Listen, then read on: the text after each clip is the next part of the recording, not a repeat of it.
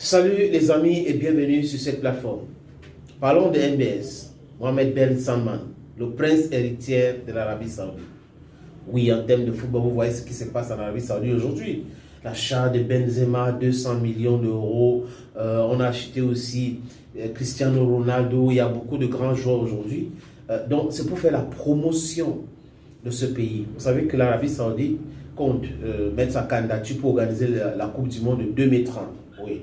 MBS est en train de faire ce qu'il peut pour moderniser le pays, pour libérer aussi les femmes, parce qu'aujourd'hui dans ce pays, les femmes peuvent conduire. When you're in Rome, do what the Romans do. Ce sont les lois saoudiennes.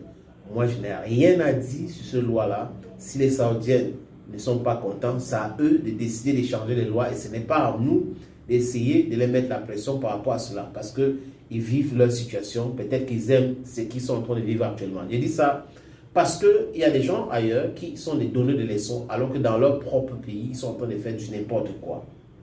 Les amis, vous vous rappelez de ce journaliste Jamel Khashoggi?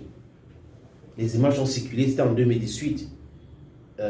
Il est allé, c'était pour son mariage, enregistrer son mariage à l'ambassade de l'Arabie Saoudite en Turquie, à Istanbul. Et on l'avait tué, c'est le mot, on l'avait assassiné là-bas, démembré même. Et tout de suite, on avait accusé, parce qu'il travaille pour Washington Post, on avait accusé qui? On a accusé MBS. Et il s'est défendu, Donald Trump et tout cela. Quand Biden était en pleine campagne pour les élections présidentielles, il a dit qu'il ne va jamais saluer ce monsieur-là. Il était devenu un paria. Et il y avait des insultes et tout ça. Et Biden, président, crise ukrainienne ou la guerre en Ukraine, il était obligé d'aller en Arabie Saoudite pour discuter avec MBS pour lui demander d'augmenter la production du foin, du pétrole. Oui, augmenter pour faire baisser les prix dans le marché mondial. Mais c'est penser que les gens ne réfléchissent pas. Et MBS sait qu'à l'OPEC+, il y a la Russie. Donc si MBS décide de baisser, la Russie va augmenter la production et qui va perdre? Qui va perdre? Qui va perdre? Donc, s'il baisse et que les Russes baissent, ça fait comment? S'ils augmentent et que les Russes coupent complètement. Donc, ils savent que les Russes ont le levier. Donc, c'est un peu compliqué. Ils peuvent essayer d'équilibrer les prix sur le marché mondial. Les Russes décident de vendre encore, de couper la production pour un temps et tout ça. Les prix vont toujours flamber parce que l'Arabie Saoudite ne peut pas donner le carburant, le pétrole pour tout le monde entier. Donc, il y a des pays qui produisent et l'Arabie Saoudite aussi produit. Et si les pays de l'OPEP ne sont pas d'accord, ça ne va pas marcher. Et Joe Biden a été humilié en Arabie Saoudite, les amis. Parce que l'Arabie Saoudite a refusé d'augmenter la production pour vendre au même prix. Ça n'avait pas de sens. Pendant ce temps, les Américains vendent leur gaz à un prix élevé, mais ils demandent aux autres de produire plus pour vendre moins cher, alors que les gens produisent équilibré pour vendre cher. J'ai pris l'exemple papa parce que c'est trop complexe cette histoire pour expliquer les amis. J'ai pris cet exemple que si l'Arabie Saoudite produisait 20 litres de carburant par jour et vendait ça à 40 000 et que les Américains viennent les demander que non, produisez maintenant 40 litres et vendez à 40 000, ça a quel sens? S'il y a un économiste en Arabie Saoudite qui accepte que son pays quitte de la vente de 20 litres de carburant à 40 000 et produit maintenant 40 litres et vend à 40 000, c'est qu'il y a un problème. C'est qu'il y a un problème. Et ce pays a dit non. Et non, vous avez vu que MBS a invité Bachar al-Assad au sommet de la Ligue arabe en Arabie Saoudite. Il discute avec Poutine, discute avec le président Xi, le président chinois. Et aujourd'hui, les amis, vous avez vu, la France a aussi invité MBS. Mais c'est pour faire quoi? Pour contrecarrer le plan des BRICS. Vous savez que l'Arabie Saoudite va intégrer les BRICS. Et on parle d'une nouvelle monnaie mondiale et tout ça. Donc la France veut s'intégrer là-dedans. La France veut entrer dans ce truc-là. Et la France utilise MBS qui est proche à Vladimir Poutine pour pouvoir parler à Vladimir Poutine et retourner l'Arabie Saoudite contre la Russie. Ce qui n'est pas possible. Ce qui n'est pas possible. La France n'a pas la même capacité ou les mêmes capacités que les Américains ou les Russes en termes de protection de l'Arabie Saoudite. Vous savez que l'Arabie Saoudite, c'est le premier acheteur d'armes dans le monde américain aujourd'hui avec les Russes. Donc, vous ne pouvez pas entrer là-dedans pour commencer à expliquer les choses à MBS. Oui, il est allé à Paris, il a discuté, il a parlé avec ces gens, mais le montant a couché d'une souris.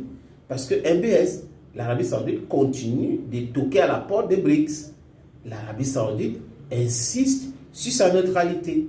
L'Arabie Saoudite ne veut pas fâcher Moscou. Et l'Arabie Saoudite a compris que c'est compliqué de traiter avec les Américains qui n'ont pas de vrais amis. Antonio Blinken est allé là-bas, en Arabie Saoudite. Qu'est-ce que Blinken a dit?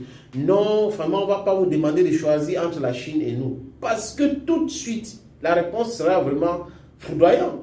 Ils savent que ce n'est même pas une question. Donc, les pays dans le monde aujourd'hui devraient coopérer, devraient faire du business.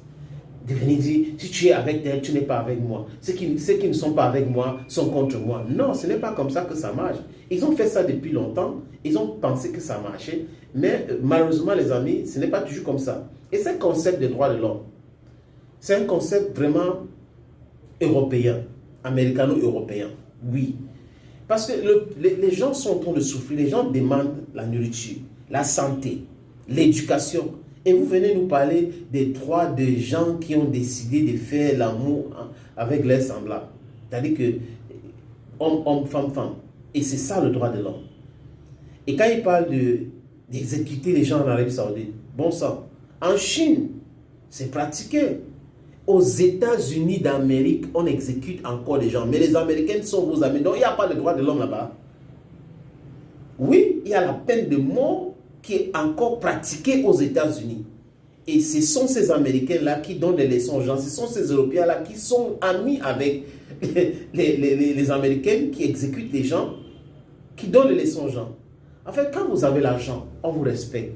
Et le concept de droit de l'homme n'existe pas. Vous regardez MBS aujourd'hui, il est cotisé par tout le monde. On a déjà oublié Jamal Khashoggi. Malheureusement, on a oublié Jamal Khashoggi. Et celui qui serait à l'origine de l'assassinat de Jamal Khashoggi, aujourd'hui, on l'a vu. Il s'est apparu en public, hein, souriant. Donc, c'est la complexité de ce monde. Même si on est pauvre, comme en Afrique, comme on dit, on doit se faire respecter. On doit se concentrer sur notre économie, sur le bien-être du peuple africain. C'est le plus important pour nous. Le reste, ça doit être juste le verbiage. Oui, les gens peuvent bavarder, mais nous devons être concentrés, les amis. Regardez ce qui se passe au Mali, regardez ce qui se passe au Burkina Faso, la République centrafricaine. Les autres pays, c'est comme ça. L'Afrique doit se libérer de tous ces gens-là. L'Afrique doit être indépendante. Les gens qui doivent traiter avec nous doivent être des personnes qui nous respectent, les amis. Oui, il faut nous respecter. Ceux qui ne vont pas nous respecter, on ne va pas traiter avec eux. Un point, c'est tout. Les amis, regardez une petite vidéo que je vous propose comme à l'habitude sur cette plateforme de ces gens qui sont dépassés par les événements. Ils sont dépassés du fait que on a accusé Mohamed Ben Salman, le prince héritier, d'avoir tué Jamal Khashoggi. L'Arabie Saoudite exécute les gens, comme si les États-Unis ne le font pas, comme si d'autres pays dits démocratiques ne le font pas. Et MBS vient à Paris, reçu par Emmanuel Macron, pour proposer des choses et tout ça là. Est-ce qu'il avait trop le choix, Macron? Non, non, non pas le choix. Les Européens n'ont pas le choix aujourd'hui. C'est très, très compliqué pour eux. Les amis, regardons cette vidéo. Catherine, votre parti pris international, la France s'apprête à accueillir celui qui est peut-être en train de devenir l'homme le plus puissant du monde. Non, bon, c'est un peu provocateur comme titre. Voilà, Mohamed Ben Salman. MBS pour les intimes. Alors en tout cas, il n'est peut-être pas le plus puissant, mais de plus en plus puissant grâce à la réelle politique, ce qui évidemment désespère les défenseurs des droits de l'homme et des droits de la femme en l'occurrence, mais c'est ce qui se passe depuis un certain temps. Parce que l'Arabie Saoudite, premier exportateur de brut du monde, un des premiers acheteurs d'armement de la planète, donc ça veut dire beaucoup, beaucoup d'argent. Et autant dire qu'en pleine crise énergétique liée notamment à la guerre à l'Ukraine, il est difficile de le mettre sur la touche, là, MBS, alors qu'il a des ressources quasiment inépuisables en dollars. J'imagine que Pascal ne me contredira pas. Oui, parce qu'il y a un an ou deux, c'était encore un paria. paria. Un paria À cause de total. l'affaire Khashoggi, Total. ce journaliste. Exactement. Je vais y venir.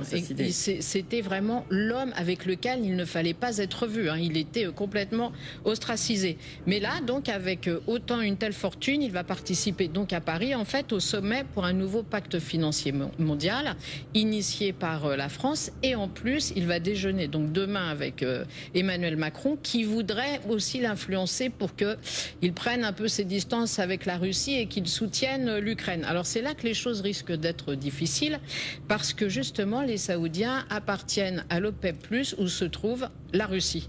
Et au moment où les prix des hydrocarbures ont flambé après le début de la guerre en Ukraine, justement pénalisant bien sûr les Occidentaux et donc les alliés de Kiev, les Saoudiens, au lieu d'augmenter la production pour faire baisser les prix, eh bien au contraire ils l'ont réduite, donc les prix ont augmenté pour le plus grand bonheur de qui ? De Moscou. Alors qu'en plus, justement, c'est ce dont vous parliez, alors qu'il était totalement mis sur la touche, MBS, eh bien, Joe Biden lui-même, qui pourtant dans sa campagne électorale avait dit jamais je ne verrai ce monsieur, jamais je ne lui serrerai la main, etc., était allé personnellement en Arabie Saoudite pour demander justement à Mohammed Ben Salman qu'il fasse ce geste pour l'économie mondiale. Donc il s'était quasiment humilié, hein, Joe Biden, en y allant, mais il n'avait absolument donc rien obtenu, plutôt l'inverse. Autre leçon de modestie pour les Américains, c'est cette fois-ci, c'est le secrétaire d'État Anthony Blinken qui était en Arabie Saoudite, voilà, vous le voyez, il y a quelques jours, publiquement, il a dit que Washington ne demandait pas aux Saoudiens de choisir entre les États-Unis et la Chine. Vous imaginez, la Chine... Alors que c'était un allié historique des États-Unis. Allié historique des États-Unis, et la Chine, adversaire déclaré, systémique et le plus important des États-Unis. En tout cas, effectivement, tous ces voyages et toutes ces visites ont sorti MBS de son isolement à la suite de l'assassinat de Jamel Khashoggi, notre confrère journaliste, qui a été tué et démembré quand même hein, à l'intérieur du consulat saoudien, voilà, on le voit ici, d'un consulat saoudien en Turquie, d'après le renseignement américain lui-même. Hein, donc c'est vraiment des informations fiables. Donc inutile de vous dire qu'Amnesty International considère qu'on redore le blason de quelqu'un qui ne le mérite absolument pas, et que le moment de cette réhabilitation est d'autant plus mal choisi que l'Arabie Saoudite est sur le point d'exécuter 7 jeunes gens qui étaient des enfants au moment de leur soi-disant crime, dont un avait 12 ans. Et depuis que MBS dirige de facto le pouvoir, depuis 2015, je ne vais pas jouer de vinette parce que le sujet est trop important, mais c'est absolument incroyable. Plus de 1000 condamnés à mort ont été exécutés dans ce pays. Mais donc, grâce à son immense fortune, eh bien, l'Arabie Saoudite s'achète une image, des footballeurs pour des sommes considérables, on parle de 100 millions d'euros.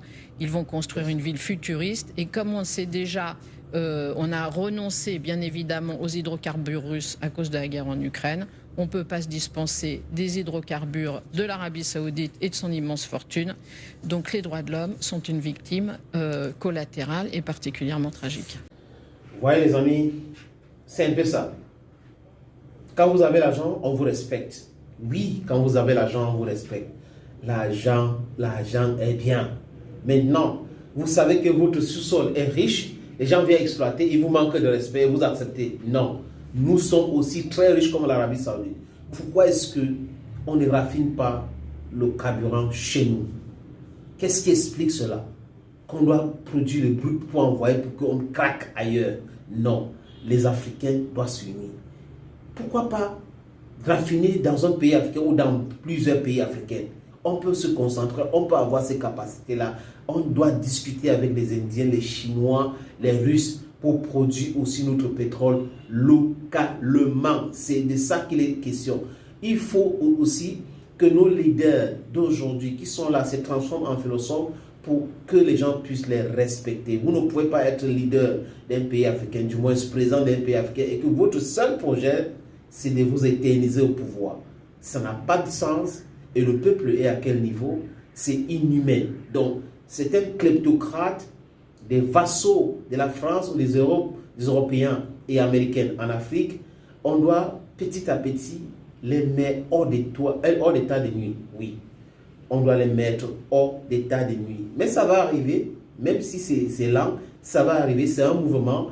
Il faut juste que nous soyons patients. D'ici 5, 8 à 10 ans, les choses vont drastiquement changer en Afrique. Et je répète encore, nous allons coopérer avec ceux qui nous respectent. C'est de ça qu'il est question. Regardez comment ils respectent les Saoudiens. Regardez comment ils respectent les pays du Golfe. Oui, ces pays-là sont respectés parce qu'ils se font respecter. Les amis, thank you for watching. God bless you. Bye bye.